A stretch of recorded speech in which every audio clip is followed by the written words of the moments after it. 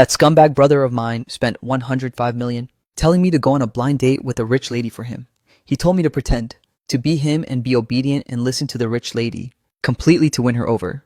I'll go, but I don't plan on being as pathetic as that brat. Instead, I'll use my own way to meet this beautiful wealthy woman who owns a 35 trillion fortune. As soon as I arrived at the restaurant, I recognized her at first sight. She was sitting by the window, looking down at her phone, her fingers scrolling across the screen swiftly. A delicate little handbag was placed on the table, next to a glass of red wine that looked very expensive. I pulled out a chair and plopped down. She looked up and sized me up from head to toe, from my messy hair to my wrinkled t-shirt, finally stopping at my sneakers, spattered with mud. Her eyebrows furrowed slightly, almost imperceptibly.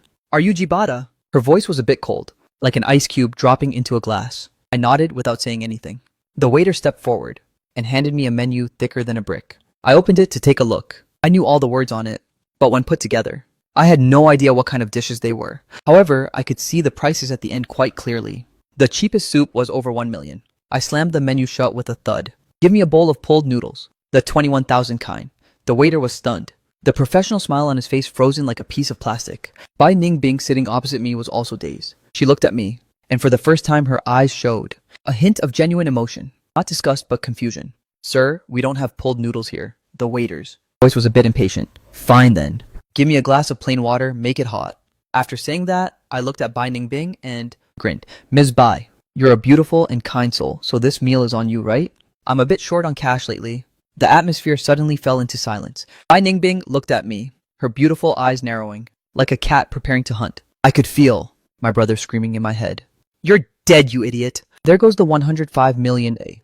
But inside, I felt a bit satisfied. Bai Ningbing didn't say anything, just kept staring at me with a gaze so sharp. It was like a scalpel, trying to dissect me from the inside out. I didn't know why, but I just met her gaze head on, picking up the plain water the waiter just brought, and taking a sip. "You're not quite like the Jibata I know." She finally spoke, her finger tapping lightly on the table, rhythmically. "People change after all." I set the glass down and spoke with total confidence, especially when they run out of money. She seemed to be choked up by that statement of mine. A few seconds later, the corner of her mouth suddenly curled into a smile. "How much money do you want, Yi?" Here it is, the familiar trope. My brother had warned me repeatedly that if she asked this, I had to act like money was trash and say I came here for love. I cleared my throat. "Not much, just enough for this meal. I estimate the dishes you ordered plus that bottle of wine must be around 28 to 35 million, right? I don't want to owe you any favors."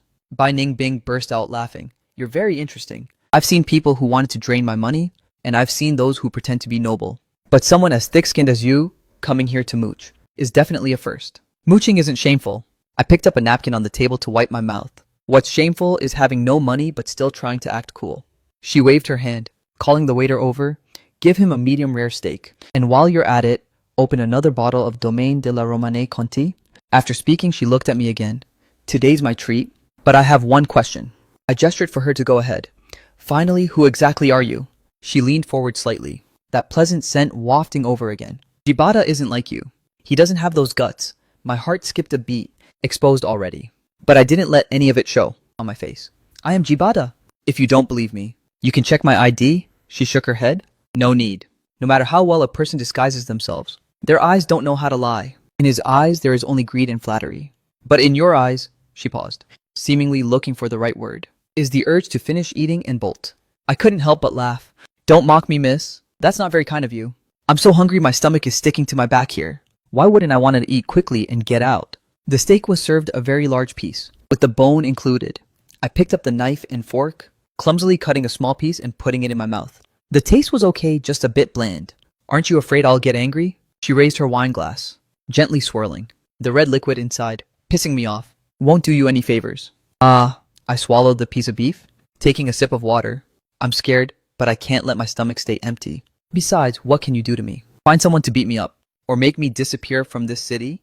I looked at her and said very seriously, "Ms. Bai, we're all adults here. You sought out my brother just because he seemed gentle and easy to control, someone who could satisfy certain special needs of yours, and my brother sought you out only for your money. Everyone is out here selling something.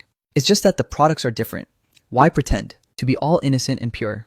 My words were very blunt and quite harsh. I saw her expression gradually turn cold. "Do you realize what you're saying?"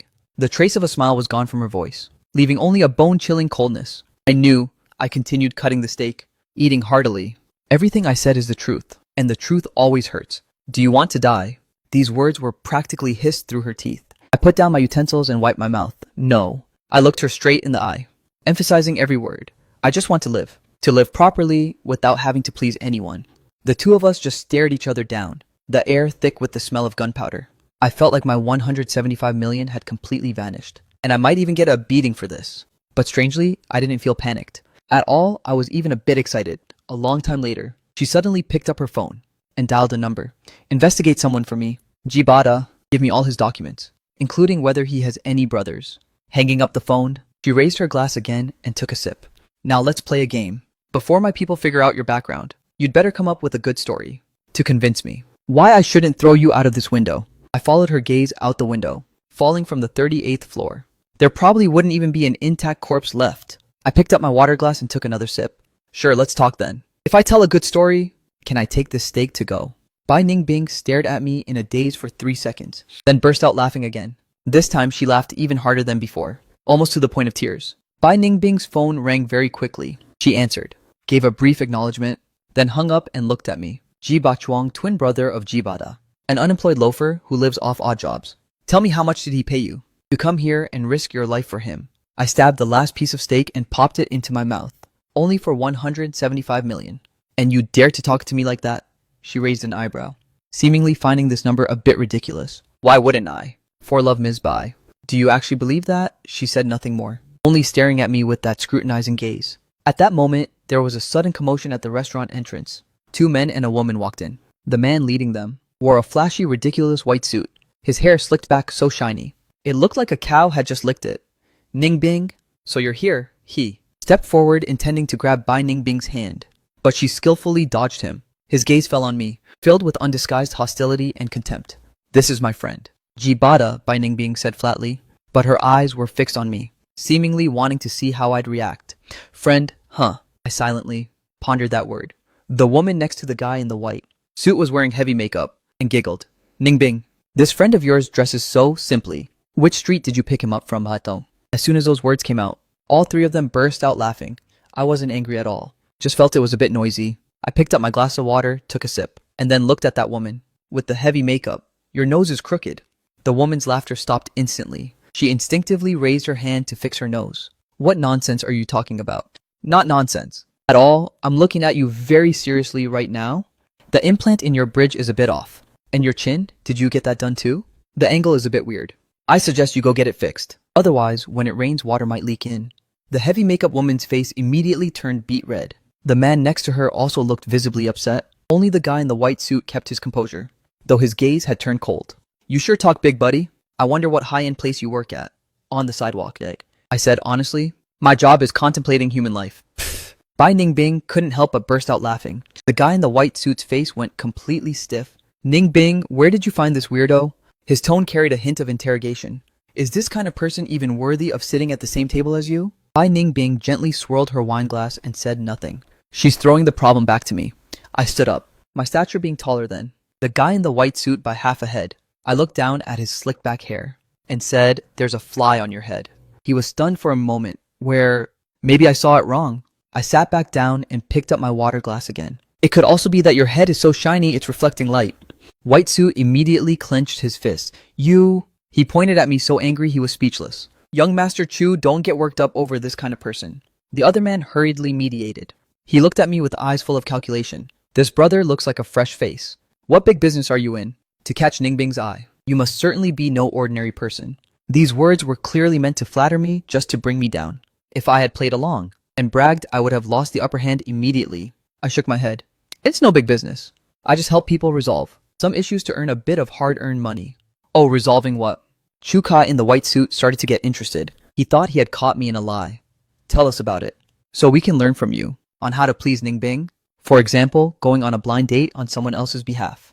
After saying that, I intentionally glanced at Bai Ningbing. Her eyes flickered for a split second, but she quickly regained her calm expression. Chu Kai's face, however, became extremely colorful. A blind date, Ningbing. Chu Kai, Bai Ningbing finally spoke up. Since when was it your turn to manage my business? Her voice wasn't loud, but it was ice cold. If you're full and have nothing better to do, then go run a few laps outside. Don't stand here being an eyesore. Shu Kai's face turned from red to white. He gave me a fierce glare. His gaze looked as if he wanted to eat me alive. Fine. Very well, Bai Ningbing. You're something else. He spat out those bitter words and turned to leave. The other two also hurriedly chased after him. The restaurant regained its quiet atmosphere. You've got some serious balls. Bai Ningbing looked at me, not sure if she was praising or being sarcastic. Mostly because they're just too stupid. Aren't you afraid he'll retaliate? Shu Kai's family is in real estate. They have quite some influence in this area. Of course I am, I sighed. That's why I need to bolt right now. Ms. Bai, is the steak ready to go yet? I'm afraid if I don't leave now, I won't get to leave at all. Bai Ningbing looked at me and suddenly asked a completely unrelated question. Ji Ba Chuang, do you want to make money? I answered honestly, of course, even in my dreams. Very well. She took out a business card and placed it on the table. Tomorrow morning at 10 o'clock. Come to this address to find me. I'm very satisfied with your performance today. I have a job that suits you perfectly. After saying that, she turned and left immediately. I stared blankly at that black gold-pressed business card. There was only an address on the card, a surname and a phone number. I picked up the business card, then looked back at the medium rare steak on the table I hadn't finished. The waiter was already approaching with a takeout box. I suddenly felt that tonight's meal might be worth much more than I imagined. I arrived at the meeting place on time. It was Bai Ningbing's company. The receptionist was very beautiful. Seeing me, she flashed a professional smile and asked who I was looking for. I handed over the business card. She took one look at it, and her smile immediately turned respectful. Sir, President Bai is already waiting for you. Please follow me. I followed her through a very large open-plan workspace. Everyone was buried in their work. Keyboard clicking sounds everywhere. But not a single person looked up to glance at me. Bai Ningbing's office was located at the